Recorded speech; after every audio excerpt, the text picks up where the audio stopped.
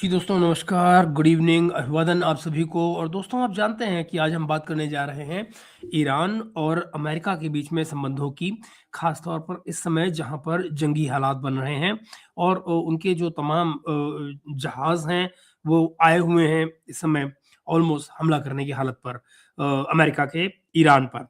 तो हमको इसी पर आज एक चर्चा करनी है और मुझे लगता है कि ये चर्चा इसलिए भी इम्पोर्टेंट है क्योंकि आज शुक्रवार का दिन है और अब से कुछ घंटे बाद ही आपको जो पहली बातचीत है अमेरिका और ईरान के बीच में, उसकी खबरें आनी शुरू हो जाएँगी अब से कुछ घंटे में।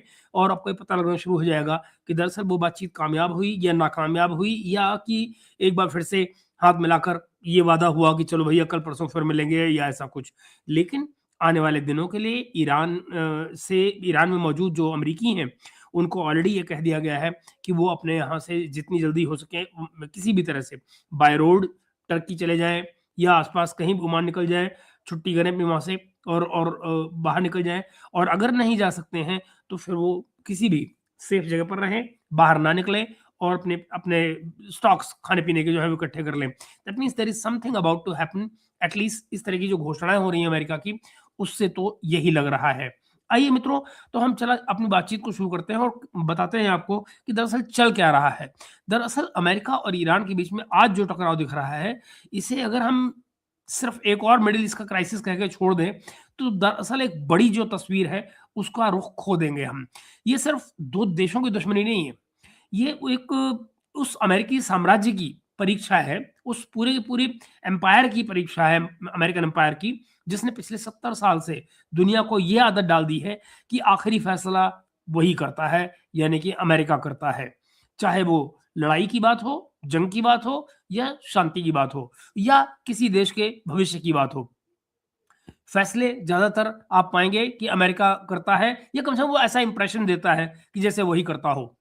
अ, अब देखिए, और फिर दूसरी बात है कि आज पहली बार ऐसे हालात बन चुके हैं कि जहां वॉशिंगटन जो है वो जो भी दांव खेले, कीमत उसे दुनिया दुनिया ही नहीं चुकाएगी, बल्कि अमेरिका खुद भी चुकाएगा। ऐसे हालात आज बन चुके हैं कि अमेरिका अपने आप को इस बात से अलग नहीं कर सकता है कि उसको कोई कीमत नहीं चुकानी पड़ेगी। जो कुछ भी वो करेगा, उसकी कीमत दुनिया तो चुकाएगी ही, मगर उसे खुद भी चुकानी पड़ेगी। पैसे में भी, बॉडी बैग्स में से भी, बॉडी बैग्स के रूप में भी। तो मित्रों, फॉर एग्जांपल ओमान के इस समय पर जो बंद कमरों में अमेरिकी और ईरानी प्रतिनिधि इस समय जो न्यूक्लियर अलायंस की बातें कर रहे हैं, सैंक्शंस की बातें कर रहे हैं, रीजनल एक्टिविटी पर बातें कर रहे हैं, इन तमाम शब्दों की जंग लड़ रहे हैं। सम और कागज पर शर्तें लिखी जा रही हैं, वेरिफिकेशन हो रहे हैं, कंप्लायंस हो रहे हैं, सनसेट क्लॉजेस लिखी जा रही हैं। इस तरह के टेक्निकल शब्द जो है वहाँ उछाले जा रहे हैं, लेकिन दरअसल टेबल के इस तरफ मुस्कुराहटें हैं, फोटो ऑप्स हैं, कंस्ट्रक्टिव टॉक के जो तरह-तरह की बातें हैं कंस्ट्रक्टिव टॉक के नाम पर, वो सब हो रही हैं। गल्फ के गर्म पानी पर अमेरिकन एयरक्राफ्ट, डिस्ट्रॉयर, F-35 की स्क्वाड्रन्स ये घूम रही हैं और ईरान अपनी मिसाइलों, अपनी ड्रोन, अपने एयर डिफेंस सिस्टम्स को हाई अलर्ट पर रखे हुए है। कागज पर शांति की बातें हो रही हैं और जमीन पर युद्ध की तैयारी। यही इस कहानी का सबसे खतरनाक कंट्रास्ट है। क्यों? क्योंकि अमेरिका के लिए ये कोई नया खेल नहीं है। पिछले 3 और 4 दशकों का, यानी पिछले 30-40 सालों का रिकॉर्ड अगर आप उठाएँगे, तो आपको एक पैटर्न बड़ा साफ नज़र आएगा, और वो क्या है कि पहले बातचीत, फिर बिल्टअप और फिर हमला। पहले डील, फिर नैरेटिव और फिर रिजीम चेंज। यही वो प्लेबुक है। इराक में यूएन इंस्पेक्शंस हुए, वेपन टॉक्स हुई और फिर ये हुआ कि जी हम युद्ध नहीं चाहते। इस तरह की लाइनें सालों तक चलती रहीं। लेकिन साथ-साथ अमेरिकी ट्रुप्स भी आते रहे, हार्डवेयर भी रीजन में इकट्ठा होता रहा, मीडिया में डब्ल्यूएमडी का हिस्टीरिया बनाया जाता रहा और आखिर में 2003 में फुल स्केल इन्वेजन लॉन्च हो गया। बाद में खुद उनकी रिपोर्ट ने माना कि भैया वहाँ कोई डब्ल्यूएमडी थे ही नहीं। इसी तरह से आप देखिएगा कि लीबिया में गद्दाफी ने वेस्ट के साथ डील करके अपना न्यूक्लियर प्रोग्राम डिसमेंटल किया। इंस्पेक्शंस मानी। जैसे सोचिए, अपना न्यूक्लियर प्रोग्राम छोड़ा, इंस्पेक्शन मान ली उनकी और सोचा कि अब उसको सिस्टम में जगह मिल गई है, अब सब कुछ ठीक हो गया है। लेकिन ना, कुछ साल बाद फिर वही west responsibility to protect, no fly zone इनके नाम पर एक और इंटरवेंशन लेकर आया और जो मौजूदा रिजीम थी गद्दाफी की, मिटा दिया। मैसेज साफ था, पहले तुम किसी को डिसआर्म कराओ, उसके हथियार अलग अलग कराओ, उसके पास जो हमला करने की क्षमता है उसको कम करो और फिर गिराओ। ईरान ये सारी किताब बार बार पढ़ चुका है, अपने आसपास इस किताब को उसने बनते हुए देखा है, बार बार इस तरह से रिजीम चेंज की ऑपरेशंस को उसने देखा है अपने पड़ोस में। 2015 का जो जेसीपीओए जो एग्रीमेंट था, ये ओबामा ने किया था। जेसीपीओए जो उसने यूरेनियम एनरिचमेंट पर कड़ी लिमिट्स लगाई गई थी, वो उसने मानी। ईरान ने जेसीपीओए के तहत जो 2015 में लिमिट्स लगाई गई थी वो उसने मानी। आईएईए ने बार बार सर्टिफाई किया कि तेहरान डील का पालन कर रहा है, लेकिन 2018 में डोनाल्ड ट्रंप ने जेसीपीओए को one of the worst deals one of the worst deal ever कह के फाड़ दिया, फाड़ के फेंक दिया। अमेरिका को उस डील से बाहर निकाल लिया और फिर मैक्सिमम प्रेशर कंपेन करना शुरू कर दिया। सैंक्शंस लगा दिए अमेरिका ईरान के ऊपर। और जो जो फिर और क्या किया, तेल एक्सपोर्ट पर स्ट्रैंगुलेशन, जो कि आज भी हो रहा है। आज भी जो बातचीत हो रही है वो इसी पर हो रही है कि भाई जहां वो अब से क्या करें, वो 4 मिलियन बैरल जो है पर डे निकाल रहा है, तो वो कह रहे हैं कि एक पर लाओ, 1 मिलियन निकालो, सिर्फ इससे ज्यादा मत निकालो। ये सारी शर्तें लगाई जा रही हैं, मगर क्यों लगाई जा रही हैं भाई? तेल उसका, फैसिलिटी उसकी, निकालना उसको है, बेचना उसको है, तुम कौन होते हो रोकने वाले? ना जी, हम सर्टिफाई करेंगे कि आप इतने से ज्यादा नहीं निकाल सकते हैं, और उसके अलावा आप जो बेचेंगे उससे जो पैसा आएगा हम देखेंगे कि आप कहीं उसको टेररिज्म में तो नहीं इस्तेमाल कर रहे हैं। क्या बात है। ये सारी शर्तें जो है वो अमेरिका लगाता है। आइए आगे देखते हैं क्या हो रहा है।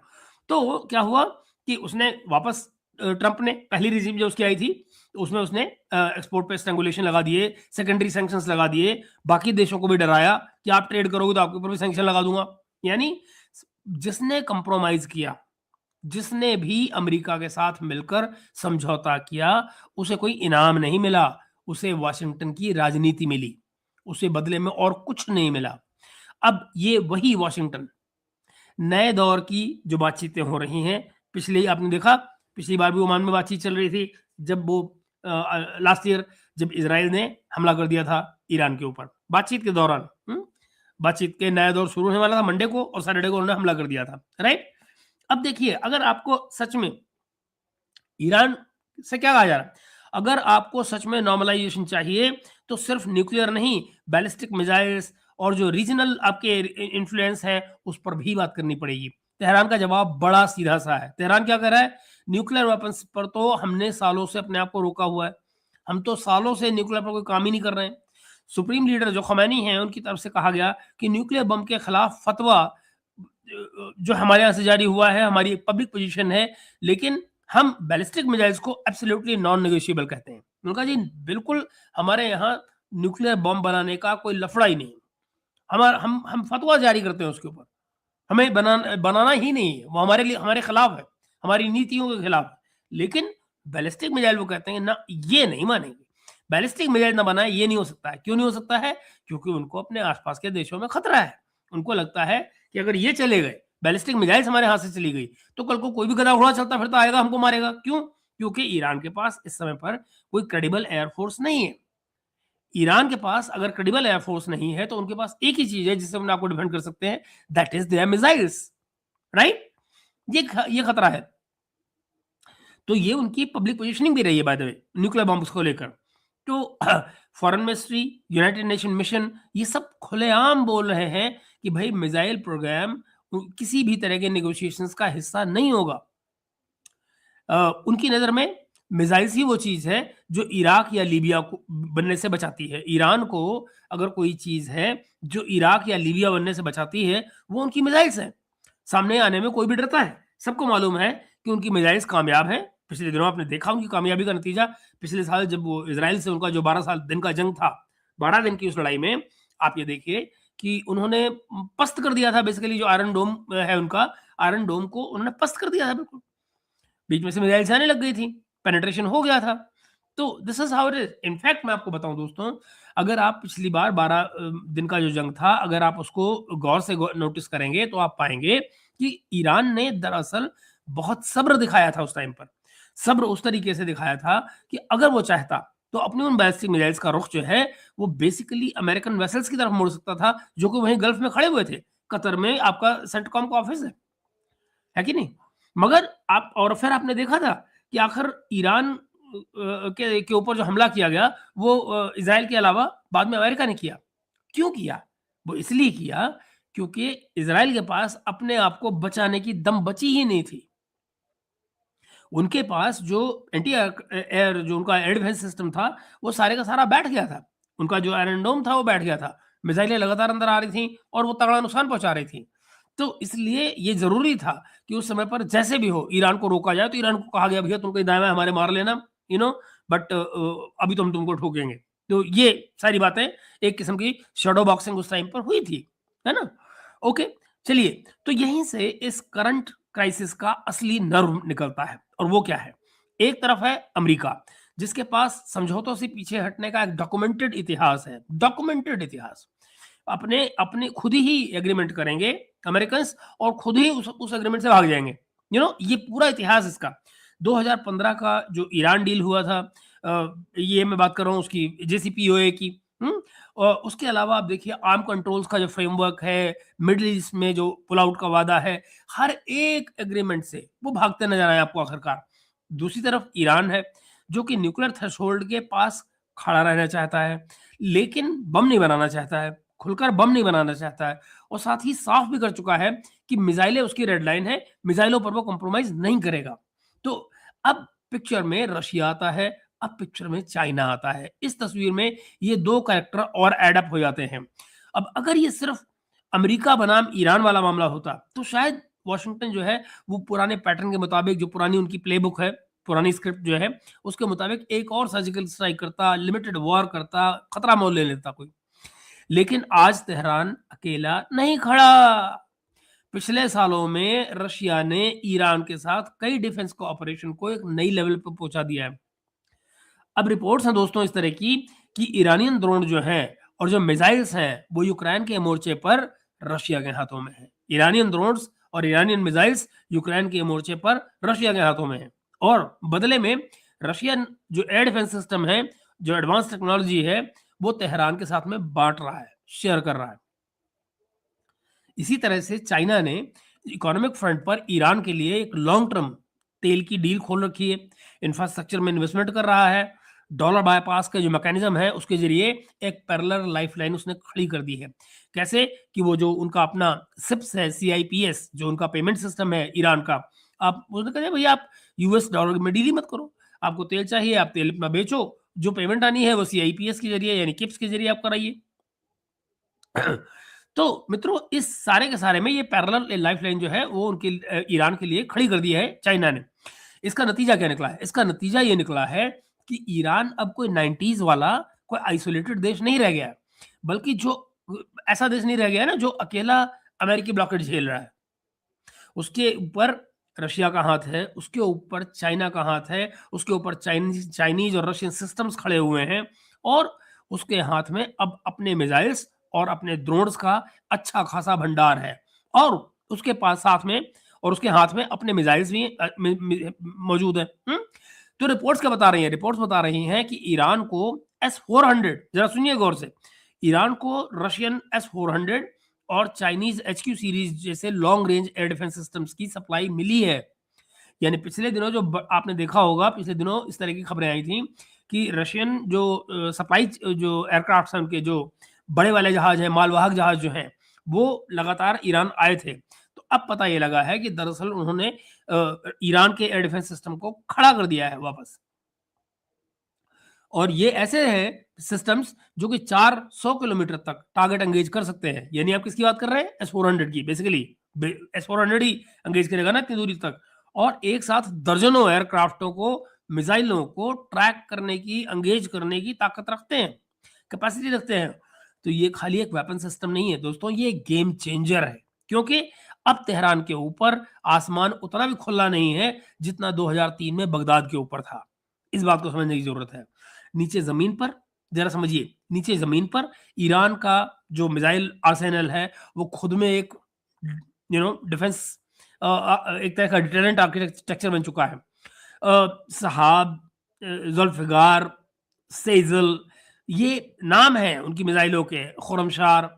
इस तरह की जो बैलिस्टिक मिसाइल्स की जो रेंज है, वो लगभग 500 किलोमीटर से 2 से 3000 किलोमीटर तक जा रही है। इतनी लंबी रेंज है उसकी, 500 किलोमीटर से लेकर 2 से 3000 किलोमीटर तक। मतलब ये कि गल्फ का हर एक अमेरिकन बेस जो है, गल्फ में मौजूद अमेरिका का हर एक बेस, हर एक पोर्ट, इज़राइल तक रीजन के स्ट्रेटेजिक जो टारगेट्स हैं, वो इस रेंज के अंदर आ जाते हैं। ऊपर से ये तमाम मिसाइल्स, ये तमाम की तमाम मिसाइल्स मोबाइल लॉन्चर्स पर है, मोबाइल लॉन्चर्स पर है, यानी और इनमें से कई जो है वो सॉलिड फ्यूल्ड है। डिटेक्ट करना, फर्स्ट स्ट्राइक में खत्म करना बिल्कुल नामुमकिन, नामुमकिन है उनको कि आप पकड़ ले इन टाइम।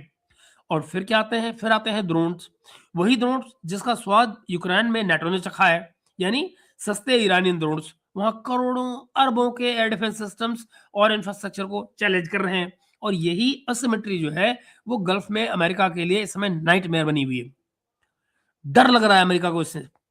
हर एक जो चीप ईरानियन ड्रोन है, वो उनकी मिसाइल के बदले में आप देखिए अमेरिका या उसके जो दूसरे साथी देश हैं, उनको मिलियन डॉलर के इंटरसेप्टर चलाने पड़ते हैं। मिलियंस ऑफ डॉलर्स के जो उनके इंटरसेप्टर चलते हैं, वो चलते हैं उनके बड़े सस्ते सस्ते ड्रोन्स के ऊपर। और अगर इंटरसेप्शन चूक जाए तो उसका असर कहाँ पड़ेगा? Oil facilities, basis, shipping lines, सब की सब बंद। अ, अभी पिछले दिनों क्या हुआ है? अभी पिछले दिनों आप ये देखिए, मेरे ख्याल से 29 की बात है शायद, जब इन्होंने वो क्या कहते हैं F-35 जो उनका जहाज है, F-35 को इस्तेमाल किया है इन्होंने ईरान के एक ड्रोन को मारने के लिए। क्यों? क्योंकि वो इनका जो जहाज आया हुआ है, क्या नाम है इसका? Abraham Lincoln, USS Abraham Lincoln. USS Abraham Lincoln के ऊपर एक ईरानी ड्रोन घूम रहा था, जिसको F-35 ने मारा। अब जरा सोचो मित्रों, कुछ हजार डॉलर का, कुछ हजार डॉलर का एक ड्रोन, उसको मारने के लिए इनको चलाना क्या पड़ा? F-35। आप जरा जरा कॉस्ट का अंतर देखिए कहाँ जा रहा है। और फिर उसने काहे से मारा? अपनी एक वे लंबी चौड़ी मिसाइल से। क्या मारा? एक ड्रोन जिसकी कीमत है फ्यू थाउजेंड्स। अब आप जरा सोचिए कि अगर ऐसे ड्रोन एक नहीं, दो नहीं, 200 आ जाए तो क्या करेगा अमेरिका? मान लो अब्राहम लिंकन के ऊपर अचानक 200 आ जाए इस तरह के दोनों उड़। निकालो बेटा, आपने सारे के सारे तुम निकालो ये F-35 और बेसिकली वहां पे शूट डाउन करना शुरू करो और देखो तुम्हारी कितनी मिसाइलें लगती हैं। और फिर एक बार तुमने इन ड्रोनों को मिसाइलों से मार लिया तो अगले 200 का क्या करोगे? क्योंकि उतनी मिसाइलें तो तुम्हारे पास है ही नहीं। और आपको उसके लिए क्या चाहिए? बनवानी पड़ेगी मिसाइल्स। यानी कौन बनाएगा? वही अपना लॉकहीड मार्टिन। अब लॉकहीड मार्टिन जब मिसाइलें बना रहा है, पैट्रियट मिसाइल्स वगैरह जो बना रहा है, बना सकता है। एक साल में 700, एक साल में 700 की कैपेसिटी है। और फिर इन तमाम की तमाम पैट्रियट मिसाइल्स को बनाने के लिए एक चीज और चाहिए, वो आती है राशन में। उसका क्या नाम है? Rare earth minerals, rare earth magnets. कहां से आते हैं? वो चाइना से आते हैं। तो अगर आप जंग कर रहे हुए तो वो भैया किसी भी दिन बैठ जाएगा लेके, नहीं दे रहा, जाओ कर लो क्या करोगे। ये बड़ा जबरदस्त सिनेरियो इस समय बन रहा है दोस्त, जहां पर अमेरिका को ये समझ नहीं आ रहा कि हम करें तो क्या करें। एनीवे आगे चलिए। एक बात और एक बात वो जो मेन स्ट्रीम नैरेटिव में इस समय दब रही है, वो क्या है कि ईरान की अब तक की रिस्ट्रेंट, अब तक अमेरिका के इस सारे चक्कर में ईरान ने अपने आप को रोके रखा है।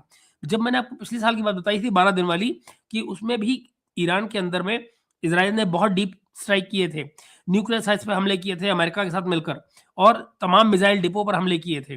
लेकिन उस पूरे के पूरे संघर्ष के दौरान तेहरान ने कई रेड लाइन, कहीं भी कोई रेड लाइंस नहीं क्रॉस की, इन द सेंस कि उसने इजराइल और उसके आसपास के टारगेट्स पर मिसाइलें बरसाई, ड्रोन बरसाए, लेकिन जानबूझकर उसने ग्लोबल ऑयल सप्लाईज को नहीं छुआ था कहीं भी। स्ट्रेट ऑफ हार्मूज को बंद नहीं किया था, यानी कि जो ऑयल की सप्लाई दुनिया भर में थी वो लगातार चलती रही। Don't forget, straight of Hormuz के जरिए दुनिया की 38% ऑयल सप्लाई जाती है। दुनिया की ऑयल की सप्लाई 38% जो है वो स्ट्रेट ऑफ हार्मूज से होकर गुजरती है।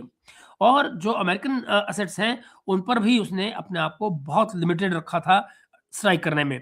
पहले से ही उनको चेतावनी दे देते थे कि भई हम यहाँ हमला करेंगे, अपनी चीज़ें हटा लो। सिंबॉलिक स्ट्राइक्स तक अपने आप को सीमित रखा था उसने, और ये बात सच है।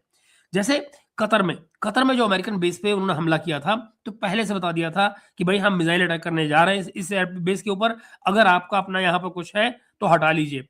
नतीजा क्या हुआ? अमेरिका ने तुरंत डी-एस्केलेशन का सिग्नल दिया और ये बताया स और ये साबित भी किया ईरान ने कि उसके पास क्षमता है, उसके पास कैपेसिटी है कि वो अमेरिका को मार सकता है। लेकिन उसने अपने पैर रोके रखे, अपने कदम रोके रखे, और ऐसे कदम नहीं लगाए, कहीं नहीं उठाए कि जिनसे दुनिया में आग लग जाए। लेकिन आज की जो हालात हैं दोस्तों, वो बिल्कुल अलग हैं। और कैसे अलग हैं? और यही इस क्राइसिस को एक्चुअली खतरनाक बनाता है। अगर वॉशिंगटन और इज़राइल इस भ्रम में है कि तेहरान हमेशा इसी तरह से मेजर्ड प्रतिक्रिया देगा, नपी-तुली प्रतिक्रिया देगा और सिर्फ कुछ मिसाइलें दाएँ-बाएँ इधर-उधर मार देगा या सिंबॉलिक जवाब दे देगा, जी नहीं, अब वो गलती कर रहे हैं। ईरान के पास न सिर्फ पहले से ज़्यादा मिसाइल्स हैं, न सिर्फ पहले से ज़्यादा ड्रोन हैं, न सिर्फ उसके पास अब रशिया और चाइना की ढाल आ गई है, बल्कि पहले वाले 12 दिन का जो युद्ध है, उसका गुस्सा भी है, उसकी शर्म भी है, ह्यूमिलिएशन है कि जहां उसकी एयर डिफेंस और डिटरेंस को पब्लिकली कमजोर दिखाने की कोशिश की गई थी। दुनिया को ये दिखाया गया था कि ईरान के बस में ही नहीं है कि वो रोक पाए किसी को।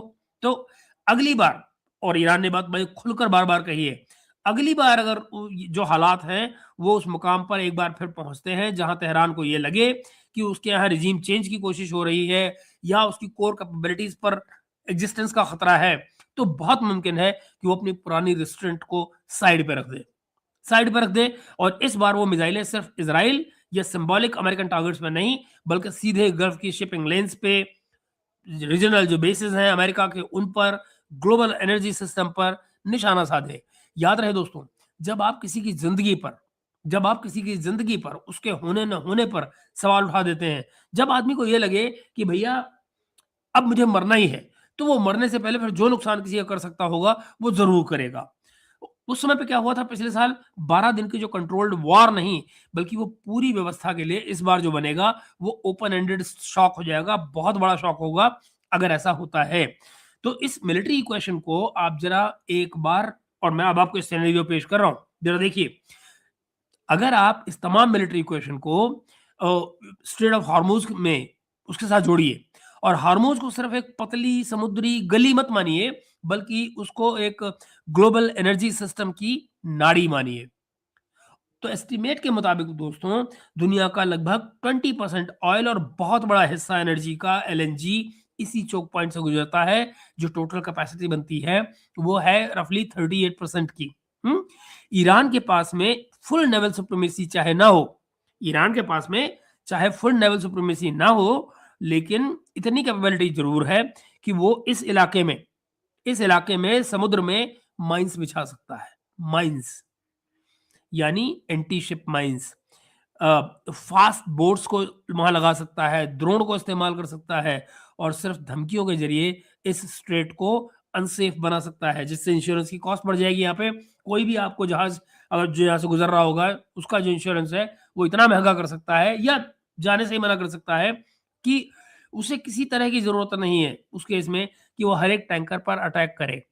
आप समझिए इस बात को, ईरान को ये कोई ज़रूरत नहीं है कि वो हर एक टैंकर पर अटैक करे। उसे सिर्फ इतना करना है कि इंश्योरेंस कंपनीज़ को और शिपर्स को ये लगे कि भई वहाँ जहाज भेजना जो है, वो अपने ऊपर मुश्किल मोल लेना होगा।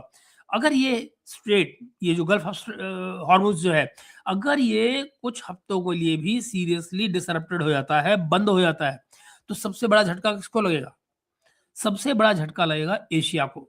चाइना, इंडिया, जापान, कोरिया, इनकी एनर्जी सिक्योरिटी इसी गल्फ पर टिकी है, और चूंकि इस समय जो ऑयल की कीमतें हैं, वो ग्लोबल मार्केट में ऑयल की कीमतें तय होती हैं, वो यूएस और यूरोप की जो वॉलेटिलिटी है, उसमें भी आप देखिए पूरे खतरे उनके लिए मौजूद हो जाएंगे, क्योंकि ऑयल प्राइसेस दुनिया भर में शूट करेंगे। समथिंग लाइक, आप ये मानिए कि अगर जो अमेरिकन को ही है वो 10 पे पहुंच जाए, $10 पे उनकी कीमतें पहुंच जाए, और उसमें भी सबसे बुरा सोचिए, यूरोप को अगर मान लीजिए ऑयल मिलना ही बंद हो जाए, क्योंकि आप समझिए इस बात को, मैं आपको बड़ी प्रैक्टिकल में बता रहा हूँ। आप नक्शा उठाकर देखिए स्ट्रेट ऑफ हॉर्मूज का। आप क्या पाएँगे वहाँ पर? आप पाएँगे कि दोनों तरफ पहाड़ हैं समुद्र के, बीच में से रास्ता निकल रहा है, ठीक है ना? यानी कि पहाड़ों में से कहीं भी कोई गन फायर कर सकता है, किसी भी तरह की फायरिंग वहाँ से हो सकती है। कोई अमेरिकन वहाँ देखने बचाने वाला नहीं हो सकता, ठीक है? कोई सिक्योरिटी अरेंजमेंट वहाँ पे नहीं हो सकता है, एक बात। दूसरी बात कि स्ट्रेट पर अगर यहाँ पे माइन्स लगी हुई हैं, आप बताइए, एक जहाज गया, अगले वालों ने आना बंद कर देना है। इसका जो सबसे बड़ा इम्पैक्ट आएगा, देखिए अमेरिका मैनेज कर सकता है। अमेरिका में महँगाई होएगी, इन्फ्लेशन होएगी, वहाँ पे जो एनर्जी का कॉस्ट है वो बढ़ जाएगी, लेकिन यूरोप का क्या होगा? आप एशिया की बात करेंगे, एशिया की बात अगर आप करते हैं तो मैं आपको बताऊँ यहाँ पे सिस्टम मौजूद है। देखिए ईरान का जो ईरान का जो रियर एंड है, वहाँ उसके पास रास्ता खुला हुआ है सप्लाइज़ का। ठीक है ना? वो तो तुर्कमेनिस्तान जितने आन-पान हैं ये सारे के सारे वो खुले हुए हैं उधर। दूसरी तरफ जो रशिया है, रशिया इस लेन को बड़े आराम से इस्तेमाल कर सकता है, यानी कि चाइना और भारत को जो तेल की कमी है, वो सारी की सारी रशिया पूरी कर सकता है। रशिया अपने तेल को अगर इंडिया और चाइना को देने लग गया, तो इन दोनों की कमी पूरी हो जाएगी। दुनिया में रशिया को कहीं और जाने की ज़रूरत नहीं पड़ेगी उस केस में, अगर ये कॉन्फ्लिक्ट बढ़ता है तो। ठीक है ना? और इनके लिए कोई दिक्कत ना आने पाएगी, मैनेज हो जाएगा वो। यूरोप क्या करेगा भाई? यूरोप क्या करेगा? यूरोप का भट्टा बैठ जाएगा, भट्टा। यूरोप ये जो आपकी यूपीयू वाली जितनी डील हुई है, यूरोप ने धड़ाक से नीचे का पड़ना है। बहुत पॉसिबल ये है कि इवन इवन मैं वर्स्ट केस सिनेरियो दे रहा हूं आपको, इवन कि यूरोप डिसइंटीग्रेट हो जाए। उनकी हालत ऑलरेडी खराब है एनर्जी को लेकर।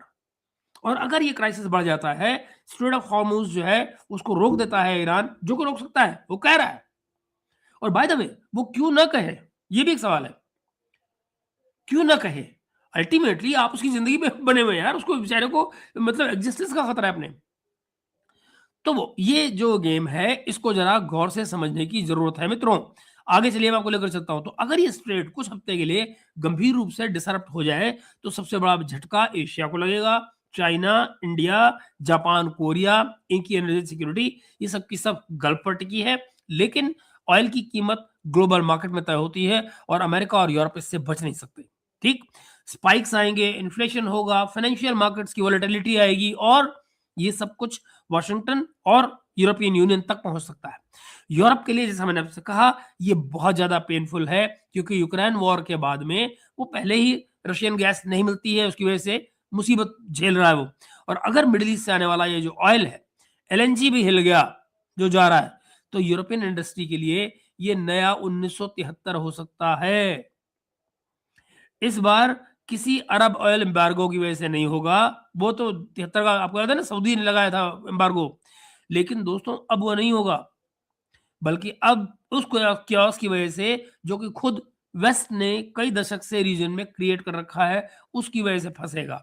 और यही वो वजह है जहां आज का जो मुकाबला है वो सिर्फ अमेरिका बनाम ईरान नहीं रह जाता है, बल्कि अमेरिका बनाम अपनी बनाई व्यवस्था हो जाता है। यानी कि अमेरिका और अमेरिका की बनाई हुई व्यवस्था। ये तो एक तरफ वो अमेरिका क्या कह रहा है, एक तरफ अमेरिका जो है वो दुनिया से कहता है दोस्तों कि हम रूल बेस्ड ऑर्डर चाहते हैं। हम हैं रूल बेस्ड ऑर्डर, हम एग्रीमेंट्स और डिप्लोमेसी को प्रोटेक्ट करते हैं, राइट। हालांकि मित्रों मैं आपको बताऊं, आप अपने आसपास आंख घुमा के देखिए, जहां कहीं भी अमेरिका ने हाथ डाला है, क्या वहां कभी डेमोक्रेसी वापस आई है? गौर से देखिए, किसी एक जगह पर क्या डेमोक्रेसी आई है? एक जगह पे नहीं आई। जाते हैं स्वतंत्रता के नाम पर, फ्रीडम के नाम पर, एक्सप्रेशन के नाम पर, डेमोक्रेसी के नाम पर, आती वहां डेमोक्रेसी कभी नहीं है। ये वहां पर अपना पपेट बिठाते हैं और अपना काम निकालते हैं। और अब आप इसको बड़े आराम से डिफाइन कर सकते हैं उन शब्दों में जो पिछले हफ्ते मार्को रूबियो ने कहे, क्या? कि हमारी policy is all about our national interest. तो basically it is not about principles at all. सिद्धांतों की, नैतिकता की कोई बात है ही नहीं। There is nothing about politics in ethics की, मोरालिटी की, इन चीजों को कोई मतलब नहीं। It is all about on interest. हमें क्या सूट करता है हम वो कर रहे हैं, वो अच्छा है बुरा है, किसको अच्छा लग रहा है किसको बुरा लग रहा है, किसका फायदा हो रहा है किसका नुकसान हो रहा है, इससे कोई मतलब नहीं। तो एक तरफ ये कहते हैं कि हम रूल बेस्ड ऑर्डर प्रोटेक्ट करते हैं, एग्रीमेंट्स प्रोटेक्ट करते हैं, डिप्लोमेसी प्रोटेक्ट करते हैं, तो दूसरी तरफ अपने ही साइन किए हुई डील्स, एग्रीमेंट से निकल भागते हैं, है कि नहीं? दूसरे देशों की जो सुरक्षा है, दूसरे देशों की जो सुरक्षा आर्किटेक्चर है, उसको खराब करते हैं, उसमें फाँस डालते हैं बेसिकली, और उम्मीद क्या करते हैं कि सामने वाला अपनी मिसाइल्स, अपने ड्रोन, अपने चोक पॉइंट्स सब मेज पे रख के नंगा हो जाए। नंगा हो जाए तो क्या उससे बचेगा? बिल्कुल नहीं बचेगा। फिर जब दिल में आएगा तब ठोकेंगे, जब दिल में आएगा, जितनी बार दिल में आएगा उतनी बार मारेंगे। मुझे बताइए दोस्त, एक बात बताइए, आज ईरान के पास में मिसाइल्स ना हो, न्यूक्लियर बात समझ में आती है, वो खुद मना कर रहा है हमें न्यूक्लियर नहीं चाहिए। आप उसके मिसाइल्स ले लेते हैं, तो उसके पास अपनी प्रोटेक्शन के लिए रहा क्या? और अगर नहीं रहा, तो ज़रा मुझे ये बताइए फिर कि ऐसे में कल को उसको इज़राइल फिर से आना आके मारना शुरू कर दे, तो उसके बाद डिफेंस के लिए अपने क्या है? कुछ भी तो नहीं है। ये मिसाइल ही तो है जो उसका डिफेंस है। मैं देखिए आप बात समझिए इस बात को, मैं बार-बार आपको अंडरलाइन कर दूँ, मेरा इज़राइल से कोई दुश्मनी नहीं है। इज़राइल हमारे देश देश का दोस्त है, सारी बातें समझ में आती हैं। बट बॉस, क्या ईरान में इस तरह की डिस्टर्बेंस आए और ईरान और इज़राइल मिलकर यहाँ पे अमेरिका का कोई पपेट बिठा दें, तो आपको क्या लगता है, हम लोगों के यहाँ शांति आ जाएगी उससे? मतलब ही नहीं होता। उनके अपने जो भी अज़ाइम हों, जो भी उनके पर्पसेज़ हों, ऑब्जेक्टिव्स हों, वो सर्व ज़रूर हो रहे होंगे। लेकिन उससे हमारे यहाँ शांति आ रही हो, हमारे नेशनल इंटरेस्ट बन रहे हो, आई डोंट थिंक सो। और शायद यही रीज़न है कि भारत सारे मामले पे चुप बैठा देख रहा है, अभी तक कुछ नहीं बोल रहा है। आगे देखिए, और हो सकता है पीछे कोई कोलैबोरेशन बैकग्राउंड में चल रही हो। तेहरान क्या है? तेहरान इस खेल को अब समझ चुका है दोस्तों। इसीलिए वो न्यूक्लियर थ्रेशोल्ड के पास रहकर अब भी उसके बावजूद अपनी बम से दूरी मत दिखाता है। वो कहता है कि मुझे बम नहीं चाहिए। हालाँकि 450 किलो 450 केजी यूरेनियम की बात की जा रही है, जो पिछली बार जहाँ पर आपको याद होगा जिन केव्स के अंदर पहाड़ पे अमेरिका ने बम गिराए थे, ये कहकर कि ये न्यूक्लियर फैसिलिटी है। वहाँ से 450 किलो जो यूरेनियम था वो निकाल लिया गया था, राइट? यही कहा जा रहा है ना? अमेरिका इस बातचीत में ये कह रहा है कि वो 450 किलो जो है यूरेनियम, उसको सारे को ईरान को हैंड ओवर करना पड़ेगा, किसी तीसरे देश में देना पड़ेगा। अब तक दोस्तों उसके लिए रशिया ने ऑफ़र कर दी है, आप हमारे यहाँ रख दीजिए। चाइना ने ऑफ़र की है, हमारे यहाँ रख दीजिए। अभी तक देखना ये होगा कि आज जो ओमान में बातचीत चल रही है, क्या अमेरिका इन बातों पे राज़ी होता है? क्या वो चीन की या रशिया की ये ऑफ़र मानेगा कि जो ईरान का तमाम न्यूक्लियर आर्सेनल है, वो उनके यहाँ रख दिया जाए? ये एक बड़ा सवाल है। ये भी देखने की बात है और उससे ये अप्रोच भी पता लगेगी कि दरअसल अमेरिका चाहता क्या है? अमेरिका क्या यहाँ पे पीस चाहता है? अगर हाँ, तो कैसे? और जहाँ तक बची बात मिसाइल्स की, वो ईरान ने बिल्कुल अपनी एक रेड लाइन खींच दी है कि मिसाइल्स को लेकर कोई बातचीत नहीं होगी। मिसाइल्स को लेकर हम कोई बातचीत नहीं करेंगे, कोई समझौता नहीं करेंगे। तो इस बैकड्रॉप में दोस्तों जो है, अब ज़रा देखिएगा कि तेहरान जो है वो इस खेल को समझ गया है। तो इस न्यूक्लियर थ्रेशोल्ड के पास में रहकर वो बम से अपनी दूरी दिखाता है, लेकिन मिसाइल्स और हार्मोन्स वाला जो है स्ट्रेट ऑफ हार्मोन्स, उसमें वो किसी तरह की बार्गेनिंग से मना कर देता है कि भई आप अगर ये कह रहे हो कि आप मेरे ऊपर हमला करोगे और मैं स्ट्रेट ऑफ हार्मोन्स बंद ना करूँ, सॉरी, वो भी नहीं हो सकता। क्योंकि अगर मुझे मारा जा रहा है, तो मैं कुछ तो करूँगा। एक बात याद रहे दोस्तों, सुलेमानी याद है? जनरल सुलेमानी, कहाँ मारा गया था उसको? इराक में, राइट? याद रहे इराक में एक अच्छी खासी पॉपुलेशन जो है वो शियाज की है ना? अब शियाज का इराक से क्या कनेक्शन है वो आपको मुझे बताने की जरूरत नहीं है, आप जानते हैं। कुछ बातें और भी हैं जो आपको याद रखनी चाहिए दोस्तों, जिनके बारे में बहुत कम बात होती है। ईरान वो जगह है जहां पर सॉरी बहुत सारी चर्चें और सिनागॉग भी, बहुत सारे सिनागॉग भी हैं। तो आप जरा सोचिए, जिस मुल्क को ये कहकर मार रहे हैं कि ये इस्लामिक देश है, दरअसल वो अपनी चर्चेस को, अपने सिनागॉग्स को आज भी प्रोटेक्ट किए बैठा है और वहाँ पर ये तमाम लोग, ज्यूज़ की एक बहुत बड़ी कम्युनिटी, मतलब एक अच्छी खासी कम्युनिटी बाकायदा ईरान में रहती है। पुराने ईरान में, पुराने ईरान के रूल्स के मुताबिक वहाँ रह रहे हैं। ऊपर टॉप पर ज़रूर इस्लामी रिजीम बैठा हुआ है, लेकिन वो उन ज्यूज़ को, शियाज़ जो वहाँ पे हैं, वो किसी को तंग नहीं कर रहा है। कोई किसी को तंग नहीं कर रहा है। वो अपना रिलीजन अपने यहाँ चल रहे हैं, उनके यहाँ चर्चेस हैं, क्रिश्चियंस हैं, वो सब वहाँ बैठे हुए हैं आराम से। तो ये जस्ट फॉर इंफॉर्मेशन कि Iran is not just about Islam and मुल्लाबाजी। There are other religions that are surviving along with Islam in Iran. ये पाकिस्तान वाला हाल नहीं है जहां आज 30 लोग मर चुके हैं। आपको मालूम होगा इस्लामाबाद के आउटस्कर्ट्स में आज एक सुसाइड बॉम्बिंग हुई है एक इमामाबाद में बड़ा में, और वो वहां 30 लोग शाम तक होते होते 30 लोग मर चुके थे और न जाने 50-60 घायल हैं। तो देखते हैं वहां क्या अभी आखिर क्या निकलता है, देर शाम तक उसकी और खबरें आएंगी। तो इसी पूरे के पूरे बैकड्रॉप में दोस्तों अब आप ये देखिए कि ये जो ट्रंप का एक मैसिव डिफीट जैसा नजर आ रहा है वो क्या है, ईरान पर आखिरी मिनट में स्ट्राइक से पीछे हटना। इस हफ्ते में आप जानते हैं क्या, इस हफ्ते में अमेरिका 2 बार स्ट्राइक से पीछे हट चुका है। 2 बार हमले की तैयारी हुई है ईरान पर और ये लोग पीछे हटे हैं। एक्चुअली है क्या, दोनों बार इन्होंने पहली बार तो 12 महीने पिछले साल जब इन्होंने मई में जो हमला किया था, आप ये देखिए वो प्लान ए था इनका कि भाई वहां पे हम हमले करेंगे, इनके साइंटिस्ट को उड़ा देंगे, आर्मी के जो टॉप ब्रास है उसको उड़ा देंगे, और उसके बाद में वहां पर जो मौजूद जनसंख्या है वो सारी की सारी ऊपर आएगी और आके वो कैप्चर कैप्चर कर लेगी। एक तरह से वो जो कल रेवोल्यूशन जिसको कहा जाता है वो शुरू हो जाएगा। नहीं हुआ। एक दूसरा, और हालांकि वहां पे बाकायदा मोसाद के एजेंट्स मौजूद थे, ये दुनिया जानती है, सबको मालूम है कि वहां पर सब कुछ करने वाले मोसाद के एजेंट्स थे। फिर क्या हुआ, असली पंगा उसके बाद पड़ा। अभी दूसरी बार जो कोशिश की गई, ये जो अभी दंगे हो रहे थे, क्या हुआ इसमें, आपको याद है ना, कुछ दिन पहले भी प्रोटेस्ट चल रहे थे। ये प्रोटेस्ट के दौरान क्या हुआ, अगेन चाइनीज और रशियंस आ गए। चाइनीज और रशियंस आ गए, उनकी इंटेलिजेंस आ गई और उन्होंने ये पता लगा लिया कि ये जो स्टारलिंक अपना है, ये स्टारलिंक कहाँ कहाँ लगा हुआ है, इसके जो रिसीवर्स हैं वो कहाँ कहाँ लगे हैं। मगर ये पता लगाने के बावजूद अमेरिका, इसने रशिया या चाइना ने कहीं भी उन रिसीवर्स को खुद ट्रैक करके और हटाने की कोशिश नहीं की। उनकी इंटेलिजेंस ने, उन्होंने सिर्फ वो जानकारी ईरानियन के साथ में शेयर की। नतीजा क्या हुआ, सिक्योरिटी फोर्सेस आई और उन्होंने उन रिसीवर्स को उन घरों से जहां पे वो लगे थे, इंस्टॉलेशन जहां लगे थे, वहां से सब वो हटाए हटाए साथ में उन लोगों को अरेस्ट किया, बाकायदा अरेस्ट किया गया उन लोगों को। ऐसे तमाम लोगों को पकड़ने में, आइडेंटिफाई करने में रशियन और चाइनीज इंटेलिजेंस एजेंसीज का बहुत बड़ा हाथ रहा।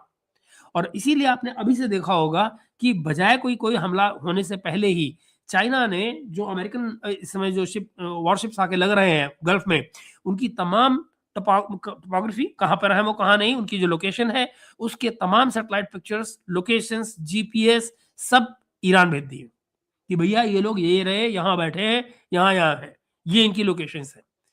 स्टारलिंक का कबाड़ा वहां उन्होंने कर दिया। पिछले दिनों में आपको बता दो, बॉर्डर पर कितने स्टारलिंक के इनके कनेक्शन जो है वो पकड़े गए स्मगल करते हुए। तो ऐसा इसलिए हो पा रहा है क्योंकि ईरान मैन पावर की शॉर्टेज में है, तो उनके पास इंटेलिजेंस की कमी हो रही है। उस इंटेलिजेंस की जो भरपाई है वो चाइना और रशिया लगातार कर रहे हैं ईरान के लिए। नतीजा क्या है कि जानकारी उनको मिल रही है, उस पर जो एक्शन लेना है वो ईरानियन गवर्नमेंट खुद ले रही है। उसी लिए आपने देखा होगा कि ये तमाम लोग जो है उस ऑपरेशन को कामयाब नहीं कर पाए। आप देखिए कि चर्चों में, वहां की चर्चों में कुछ लोगों ने जाकर बदतमीजियां की, तोड़फोड़, आगजनी करने की कोशिश की। वो तमाम के तमाम जो वीडियोग्राफी वहां की थी वो इन इंटेलिजेंस एजेंसीज ने की, रशियंस एंड चाइनीज ने की, और करके वो फॉरवर्ड कर दिया ईरान को। नतीजा क्या हुआ, वो तमाम लोग आइडेंटिफाई हुए जो वहां पे कर रहे थे। क्या पाया गया कि वो कहीं ना कहीं जुड़े हुए थे मोसाद से। तो मैसिव मैनहंट चला और वो सब पे मारामारी चली। इसीलिए आपने देखा कि एकदम जो लोकल पॉपुलेशन थी वो इस सारे में शामिल नहीं हुई, क्योंकि उनको रियलिटी पता लग गई कि हमारे यहाँ पर क्या होने की कोशिश हो रही है। देखिए, ये बड़ी ही प्राउड कौम है, Iranians are very proud people. तो कोई ये समझ रहा है कि मित्रों, ये कमियां हैं, ये अमेरिका की कमियां हैं। इनको दुनिया में 70 साल से रिजीम चेंज करते करते ऐसी बुरी आदत लग गई है कि इन इनके इनको क्यों नहीं समझ में आता कि ब्रिक्स क्या है। इनको एससीओ या ब्रिक्स क्यों नहीं समझ में आते, क्योंकि इनको ये लगता है, देखिए अमेरिका में 3 क्वालिटी होती है देशों की। कोई मित्र नहीं होता, कोई फ्रेंडली कंट्री नहीं होता अमेरिका के लिए ना। एक वेसल स्टेट होते हैं, एक पोटेंशियल वेसल स्टेट होते हैं और तीसरी होती है दुश्मन। तो आप अमेरिका के या तो वेसल स्टेट बन सकते हैं या पोटेंशियल वेसल स्टेट बन सकते हैं या दुश्मन हो सकते हैं। चौथा ऑप्शन कोई नहीं है। So remember this classification of countries that I am giving you. जब आप अमेरिका के बारे में सोचते हैं, इन तीन के बाहर अमेरिका की गिनती में कोई देश होते ही नहीं है। तो उनके लिए जो सो कॉल्ड दोस्ती जिसको हम मानते हैं ना कि हमारे बड़े अच्छे रिलेशन है, उसका मतलब ही यही होता है कि आप हमारी सारी बातें मानो। अमेरिका अब तक इंडिया से जो डील हो रही थी, किस तरह से हो रही थी? वो बेसिकली हमको एक पोटेंशियल वेसल स्टेट मानकर चल रहे थे। जो कमरचीमा कहता था कि यूरोप वाले, अमेरिका वाले कहते हैं कि हम इंडिया के साथ में पेशेंस का खेल खेल रहे हैं। We are investing in patience in case of India, यही कहते थे ना। वो इन्वेस्टमेंट जो हो रही थी पेशेंस वाली, वो क्या थी? वो यही है कि पोटेंशियल है इसमें वेसल स्टेट बनने की, लेट्स इन्वेस्ट इन इट। वो मारे गए यहां पर क्योंकि वो नहीं समझ पाए कि ये साला हमेशा ऑटोनॉमी की बात करता था, ऑटोनॉमी की बात करता रहता है। उनके पल्ले नहीं पड़ी ये बात।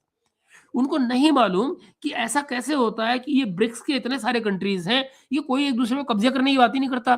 कोई एक दूसरे के दिक्कत क्या हो रही है विद इन ब्रिक्स?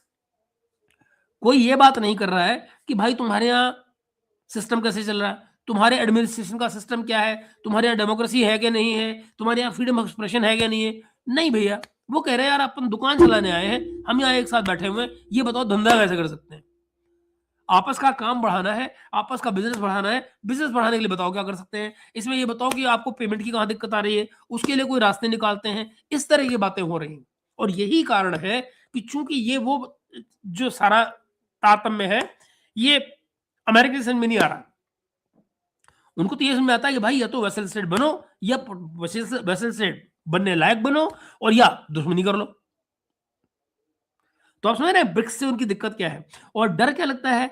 डॉलर का।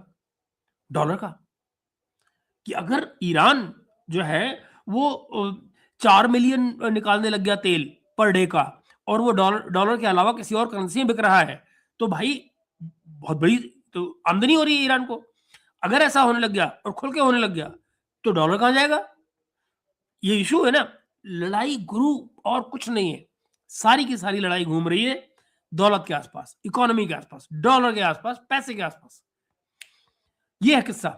तो असली जो पावर है वो इसी में है, जो मैंने आपको कल बताया कि भाई हमारे पास में क्रेडिट कार्ड है, उसका बिल बाकी दुनिया को देना है। That is what America wants, कि मेरे क्रेडिट कार्ड का बिल आप दें।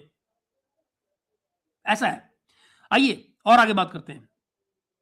तो मित्रों, अब क्या हो रहा है कि इस पूरी बैकड्रॉप में ये जो मैसिव जो डिफीट मैं कह रहा हूं जिसको, जहां पर ईरान पर आखिरी मिनट में पिछले एक हफ्ते में 2 बार अमेरिका पीछे हटा है हमला करने से, इसके मायने को समझिए। सिंबल इस बात का है ये कि पहली बार अमेरिका के हाथ में सिर्फ फायर पावर नहीं है, सिर्फ फायर पावर नहीं है, रियल कॉस्ट भी है। रियल कॉस्ट वो क्या है? पहली बार उसको ये सोचना पड़ रहा है कि भाई अगर हम किसी को मारने जाएंगे तो वो हमारे एम्पायर की नसों पे हाथ दे के जवाब दे सकता है कि भैया चाहे वो ड्रोन आ रहे हो बदले में, फिर मिसाइल्स आ रही हो, हार्मोज बंद हो रहा हो, इवन बॉडी बैग्स। अगर वॉरशिप्स डूबते हैं लोगों के, तो आप जरा सोचिए कितने लोग नीचे जा रहे होंगे समुद्र के, और कितने लोगों के बॉडी बैग्स पर अमेरिका पहुंच रहे होंगे। तो कौन सा ट्रंप उसको संभाल पाएगा फिर, is the question mark. Trump का जो ईरान पर आखिरी मिनट पर हमला रोक देना है, उस समय पर बहुत लोगों के लिए ऐसा लोगों को लग सकता है ना कि बड़ा रिस्पॉन्सिबल डिसीजन उसने ले लिया है। खुद ट्रंप ने भी बात कही थी ना कि हजारों लोगों की मौत जो है वो डिस्प्रोपोर्शनेट तरीके से इस तरह से हो रही है, तो हम रोकते हैं। बहुत पॉसिबल ये है दोस्तों कि अभी भी किसी दिन ट्रंप उठे और आपको सुनने को मिल जाए, for the sake of democracy and lives of people, millions of people could die.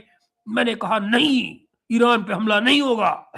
ये किसी भी तरह बकवास कर सकता है वो, but that will only be to come back on another day and fight. आज के लिए सिचुएशन ठंडा करके निकल जाओ, कल फिर वापस आएंगे और फिर मारेंगे। मगर करना उन्होंने वही है जो प्लेबुक में दिया हुआ है, स्क्रिप्ट में दिया हुआ है। तो इस बात को जरा समझिए, ये जो एक ये उस सिस्टम की घबराहट है, दरअसल ये उस सिस्टम की घबराहट है जो कि जानता है कि अगर उसने ट्रिगर दबाया, अमेरिका ने अगर ट्रिगर दबाया, तो इस बार का जो जवाब होगा वो भाई असिमेट्रिक नहीं बल्कि सिमेट्रिक के नजदीक होगा, ज्यादा सिमेट्रिक होगा। यानी आप हमारे 4 मार रहे होंगे तो हो सकता है कि आपके हम 4 ना मारें, लेकिन आपके 3 जरूर मार रहे होंगे। यू नो ईरान ने पहले ही दिखा दिया है कि अब वो केवल बयानबाजी नहीं करेगा बल्कि एक्शन भी करेगा, और ऐसे एक्शन करेगा जो वाशिंगटन को, अमेरिका को एम्बेरस कर सकते हैं। तो जब जब अमेरिका ने अपने जो हाई प्रोफाइल जनरल हैं, इनके ईरान के कासिम सुलेमानी को इराक में मारा था, ड्रोन स्ट्राइक की थी, आपको याद है? तो तेहरान ने सीधे सीधे क्या किया था, जो इराकी बेसिस हैं वहां पर बैलिस्टिक मिसाइल्स मारे थे, और वहां पर क्या थी, अमेरिकन ट्रुप्स मौजूद थी, और वो जो अटैक था वो बाकायदा कैलिब्रेटेड था। उसने अमेरिका को दिखा दिया था कि भाई तुम्हारे फौजियों पर हम सीधा वार कर सकते हैं, लेकिन साथ ही ऐसे ढंग से किया था कि जो एस्केलेशन है उस पर कंट्रोल रहे। एस्केलेशन जो है ऐसा ना हो कि फिर फुल फ्लेजेड लड़ाई छिड़ जाए और पता लगा आप ये यू नो हार्मोज बंद हो रहा है एंड ऑल दैट।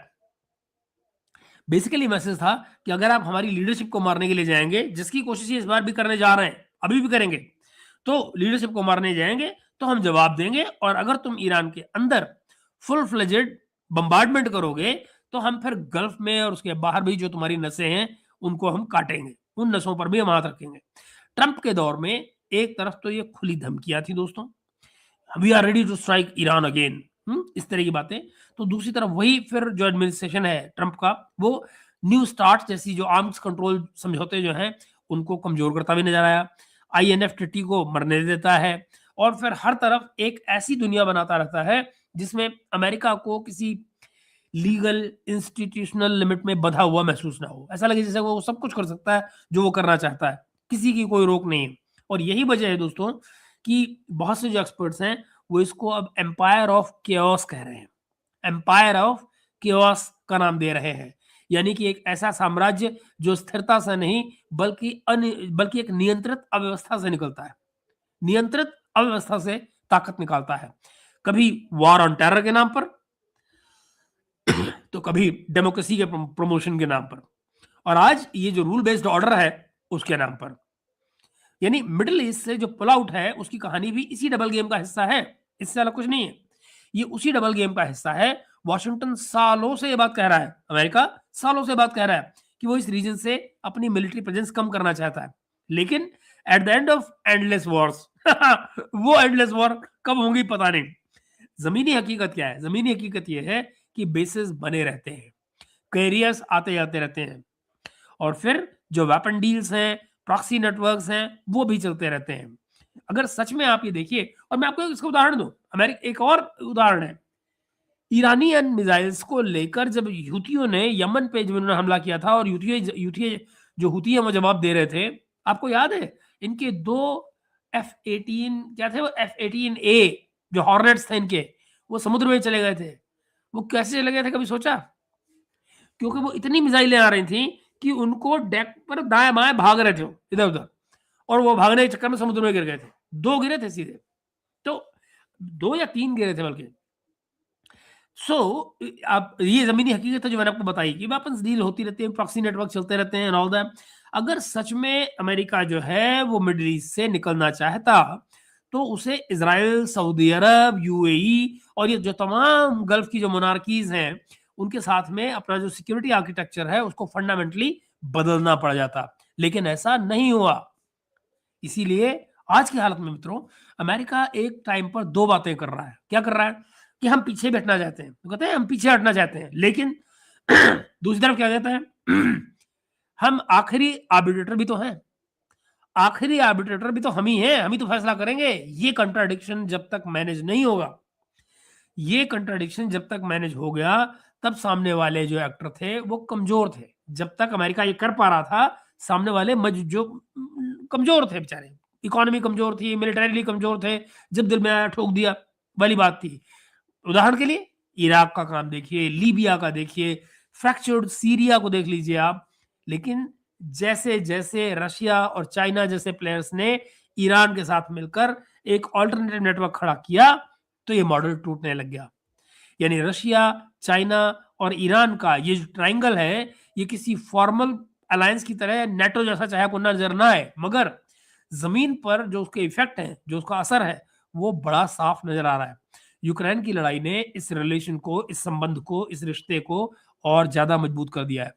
यानी रशिया ने ओपनली, खुलकर ईरान के ड्रोन्स, ईरान की मिसाइलों को अपने आर्सेनल का हिस्सा बनाया और इस्तेमाल किया। ईरान के जो इंजीनियर्स थे, उन्होंने जाकर रशियन टेरिटरी पर सिस्टम्स को इंटीग्रेट किया, बाकायदा वहां पे काम किया इन सिस्टम्स को लेकर, और इसके बदले में मॉस्को ने तेहरान को एडवांस एयर डिफेंस सिस्टम्स दिए, फाइटर जेट्स दिए, न्यूक्लियर कंपटीशन में और कोऑपरेशन में सपोर्ट भी दी। यानी कि जो कैपेबिलिटी पहले बड़े प्लेयर्स के पास थी, वो अब रीजनल पावर्स के हाथ में आ रही है।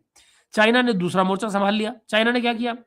एनर्जी का, फाइनेंस का, यानी उसने लॉन्ग टर्म ऑयल डील कर ली ईरान के साथ में, गैस डील कर ली उनके साथ में, और फिर ईरान के लिए एक अश्योर्ड मार्केट भी तैयार कर दिया।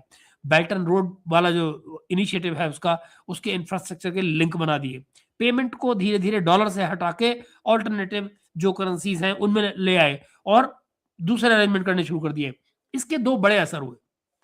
इसके जो दो बड़े असर हुए वो क्या थे कि एक, यूएस की जो सैंक्शंस की चोट थी वो बड़ी कम हो गई, और फिर जो वॉशिंगटन की जो ट्रेडिशनल लीवरेज थी कि भाई हम तुमको ग्लोबल मार्केट से काट देंगे, ये जो धमकी थी, वो अब उतनी तगड़ी नहीं रह गई, अब उसमें मजबूती नहीं रह गई। अमेरिका की इस धमकी में जोर नहीं रह गया, दम नहीं रह गया। इस ट्रायंगल का जो सबसे बड़ा स्ट्रेटेजिक असर पड़ा वो था कॉस्ट इक्वेशन में। कैसे? जो अमेरिका है वो पहले रीजनल पावर्स पर हमला करने की सोचता था। उसे पता था कि भैया सामने वाला जो है वो आइसोलेटेड है, हमारे खिलाफ तो कोई आएगा ही नहीं, तो उसका कोई बड़े लेवल का पैटर्न तो हो ही नहीं सकता। लेकिन आज अगर वो ईरान पे फुल स्केल हमला करता है, लड़ाई करता है, वॉर छेड़ता है, तो उसको सिर्फ मॉस्को या बीजिंग जो है वो भी कहीं ना कहीं इनडायरेक्ट पॉलिटिकल इकोनॉमिक बैकलैश दे रहे होंगे। चाहे वो वेपन्स की सप्लाई हो, एनर्जी मार्केट्स हो, यूएन सिक्योरिटी काउंसिल में पॉलिटिक्स हो, इवन रेयर अर्थ मिनरल्स हो।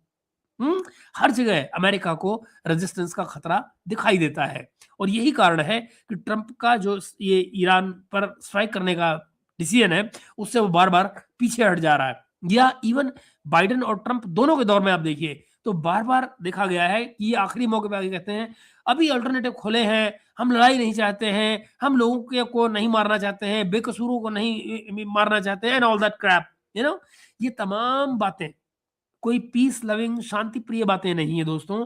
ये जो कंस्ट्रेंट होते हैं उनका संकेत है कि भाई इनके ऊपर जो रोक लग रही है वो कहां से आ रही है? वो आ रही है बीजिंग से, वो आ रही है मॉस्को से। तो इसी को जो एक्सपर्ट्स हैं दोस्तों, वो एक डिक्लाइनिंग एम्पायर का सिम्टम मानते हैं। वो ये मानते हैं कि भाई चूंकि एम्पायर जो है वो कमजोर पड़ रहा है, इसलिए वो बहाने ढूंढ रहा है अपनी ताकत को एग्जीक्यूट न करने के। चाहे वो अभी भी पावरफुल है, लेकिन अपने पहले जो कदम उठाएगा उसकी जो कॉस्ट है उसको भी उसे गिनना पड़ रहा है, और जब वो उस कॉस्ट को गिनता है तो 2 कदम पीछे हट जाता है। इसीलिए मित्रों, जब हम ये ओमान की टॉक्स की बात कर रहे हैं जो कि आज हो रही हैं, अभी मैंने बताया आपको कुछ घंटे में आपको खबर आनी शुरू हो जाएगी वहां से कि आज के दिन में क्या फैसला हुआ वहां पर। गल्फ में जो घूमते हुए वॉरशिप्स हैं, कोरियर्स, कैरियर्स हैं, तेहरान के जो मिसाइल्स हैं, हॉर्मूज की जो धमकी है, स्ट्रेट ऑफ हॉर्मूज की, इन सबको आप जो साथ में देखते हैं तो तस्वीर साफ होती है। ये क्या है कि भाई न्यूक्लियर डील पर झगड़ा नहीं, ये उस व्यवस्था का टेस्ट है जिसको खुद अमेरिका ने रूल मेकर बन के और बनाया था 70 साल पहले, 1945 के वर्ल्ड विश्व युद्ध के बाद में। और अगर अमेरिका बातचीत के बाद भी ईरान को बम करने की कोशिश करता है, तो ये सिर्फ कुछ कॉन्ट्रीफ्यूज सेंट्रीफ्यूजेस को लेकर, न्यूक्लियर वाले सेंट्रीफ्यूजेस जो हैं उनको लेकर नहीं, बल्कि पूरे के पूरे रीजनल ऑर्डर को हिलाने की कीमत बनेगी। कोई ना कोई वहां पे कीमत देनी पड़ेगी अमेरिका को। वो कीमत देने के लिए क्या अमेरिका तैयार है? वो कीमत क्या हो सकती है? कीमत होगी ऑयल की प्राइसेस में, शिपिंग की कॉस्ट में, शिपिंग रूट्स की कॉस्ट में, एशियन इकोनॉमीज के कॉस्ट में, यूरोपियन इंडस्ट्रीज की कॉस्ट में। इन सब पर असर पड़ेगा। और अगर वो पीछे हटता है, इन डील्स में कंप्रोमाइज करता है, ईरान को मिसाइल्स और रीजनल इन्फ्लुएंस के साथ में स्वीकार करता है, तो जो उसकी दसियों साल पुरानी जो उसकी मोनोपोली है उस पर एक तगड़ी चोट लगती है। खासतौर पर उसके अलाइज की निगाह में कि भाई ये अमेरिका वो वाला अमेरिका नहीं रह गया जो किसी पे चौड़ा होकर चढ़ जाता था और दुनिया में कोई कुछ नहीं कर पाता था। तो अब तक जो यूरोप या और दूसरे देश अमेरिका को अल्टीमेट गारंटर मानते थे कि भाई इसने हाँ कर दी तो सब ठीक है, अब वो बात नहीं रह गई है। तो दोस्तों फिर ये देखिए, आपके लिए एक बॉटम लाइन ये रह जाती है कि जो ये कहानी सिर्फ तेहरान या वाशिंगटन के बीच की है नहीं, बल्कि ये उस वक्त की कहानी है जो समय हम जी रहे हैं। ये ऐसे समय की कहानी है जहां दुनिया पहली बार खुलकर कह रही है कि भैया तुम्हारे बनाए जो रूल थे अब वो उतने सीक्रेट नहीं रहे, तुम्हारे बनाए रूल अब हमारे लिए सीक्रेट नहीं है, हम अपने हित के हिसाब से, अपने इंटरेस्ट के हिसाब से खेलेंगे जैसा हमारा मन करेगा। यानी रशिया, चाइना, ईरान का जो ये त्रिकोण है, जो ट्राइंगल है, ये नई भाषा बोल रहा है। वो क्या है? वो मिसाइल्स हैं, ड्रोन्स हैं, एयर डिफेंस है, एनर्जी कॉरिडोर्स है, लोकल करेंसीज की भाषा। ये है वो जो इस समय अमेरिका को तंग कर रहा है। सवाल सिर्फ इतना ही नहीं है दोस्तों कि क्या अमेरिका ईरान पर हमला करेगा, बल्कि असली सवाल ये है कि क्या अमेरिका उस कीमत के लिए तैयार है जो दुनिया उससे वसूल कर सकती है। क्या है वो कीमत? कीमत है उसके फौजियों की जान की, तेल के दामों की, अपनी करेंसी की, नैरेटिव की। और यही वो जगह है जहां पर ट्रंप का एक मैसिव डिफीट इस हफ्ते में आपको दिखाई दे रहा है, जहां वो ईरान पर बार-बार कोशिशों के बावजूद हमला नहीं कर पा रहा है। तो ये थी छोटी-सी मेरी जो राय जो मैंने आपके साथ शेयर की। अब मैं सर आपके आपके कमेंट्स की तरफ भी चल लेता हूँ। ओके, और फिर देखते हैं। जी, local Rocky ji hello, and Flux भाई नमस्ते, एंड मोतीदास जी नमस्ते। बिहारी बाबू भी हमारे साथ हैं, वेरी गुड बिहारी भाई। इस्लामाबाद के सिवा मस्जिद में, जी जी जी, शिया मस्जिद में धमाका हुआ है, बिल्कुल मैंने वही बताया आपको प्रोग्राम के दौरान। करीब जो आखिरी खबर मेरे पास आई थी, करीब 30 लोग मर चुके थे और ऐसे ही 50-60 लोग घायल थे। अब देखते हैं कि कुल, क्योंकि जो ये आदमी जो भागता हुआ गया था सुसाइड बॉम्बर,